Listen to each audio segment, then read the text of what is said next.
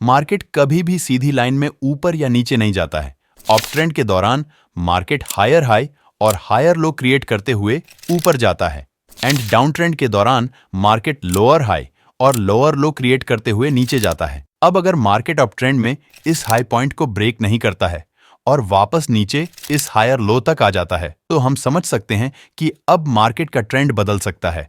अब market sideways या down trend में आगे जा सकता है और डाउन ट्रेंड में भी मार्केट अगर इस लो पॉइंट को ब्रेक ना करके वापस इस लोअर हाई लेवल तक आता है तो यहां मार्केट साइडवेज या अप ट्रेंड में जा सकता है। तो यहां तक आपने सीखा प्राइस एक्शन का इस्तेमाल करके आप मार्केट स्ट्रक्चर को कैसे आइडेंटिफाई कर सकते हैं।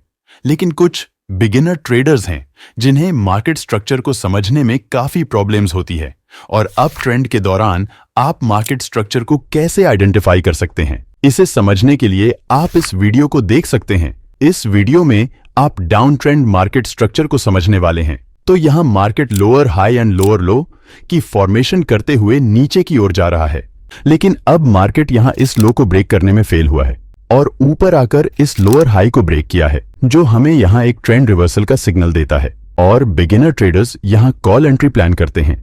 लेकिन मार्केट यहां इस लेवल पर रेजिस्टेंस लेकर वापस अपने ट्रेंड को कंटिन्यू करता है। लेकिन हमारे मार्केट स्ट्रक्चर को देखने के अनुसार यहां मार्केट का ट्रेंड रिवर्स होने वाला था, तो मार्केट ने अपने ट्रेंड को कंटिन्यू क्यों किया है? क्योंकि यहां हमने मार्केट स्ट्रक्चर को समझने में गलती की है।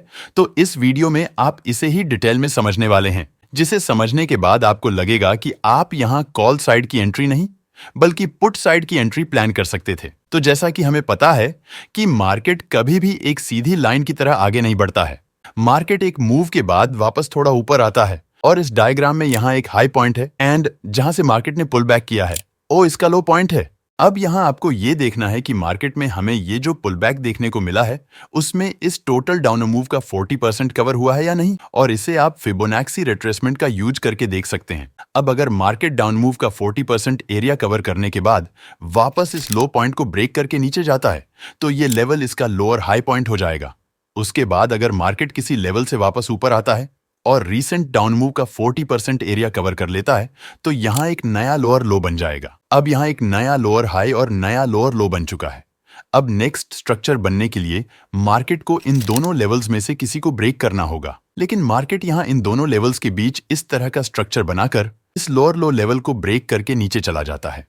तो यहां इस स्ट्रक्चर में ये एक नया लोअर हाई पॉइंट है और अगर उसके बाद फिर से market total recent down move के 40% से ऊपर आ जाता है तो ये एक नया लोअर लो बन जाएगा। अब यहां फिर से एक नया लोअर हाई और नया लोअर लो बन गया है।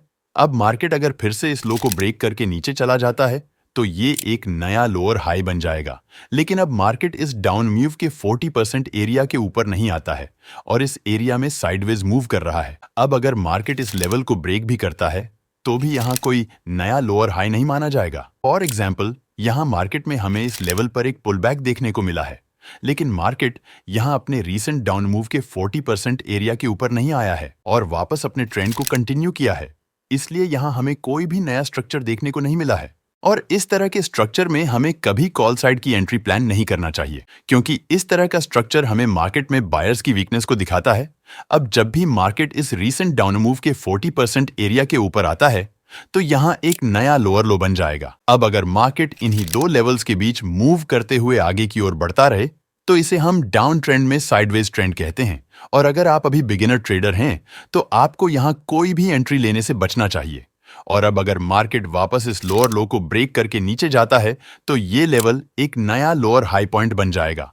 अब अगर मार्केट यहां फिर से इस डाउन मूव के 40% एरिया के ऊपर आ जाता है तो यहां एक नया लोअर लो बन जाएगा, लेकिन अब मार्केट यहां ऊपर आकर इस प्रीवियस लोअर हाई को ब्रेक करके ऊपर आ जाता है, जिससे हम समझ सकते हैं कि मार्केट यहां डाउन ट्रेंड से रिवर्स होकर अप ट्रेंड में जा सकता है।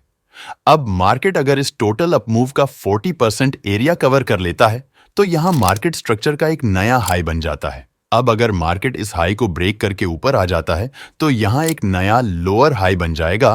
तो इस चार्ट में यहां मार्केट इस स्ट्रक्चर के 40% एरिया के ऊपर नहीं आया है, मतलब यहां मार्केट इसी स्ट्रक्चर के कंटिन्यूशन में नीचे गया है और इसके बाद मार्केट में वापस इस लेवल पर आकर एक स्ट्रॉन्ग बुलिश कैंडलस्टिक फॉर्म होती है, जिसे देखकर यहां कुछ बिगिनर ट्रेडर्स कॉल एंट्री ले लेते हैं। लेकिन मार्केट यहां अभी इस स्ट्रक्चर के 40% एरिया के ऊपर नहीं आया है, इसलिए अभी भी मार्केट के यहां डाउन ट्रेंड में रहने की संभावना बहुत अधिक है। और उसके बाद यहां मार्केट इस स्ट्रक्चर के 40% एरिया के ऊपर आकर वापस डाउन ट्रेंड को कंटिन्यू कर रहा है। इसलिए आप यहां कॉल एंट्री नहीं बल्कि पुट एंट्री प्लान कर सकते हैं। तो इस वीडियो में इतना ही। मिलते हैं अगली वीडियो में किसी एडवांस टॉपिक के साथ। अधिक जानकारी के लिए प्रोफाइल पर जाएं। धन्यवाद।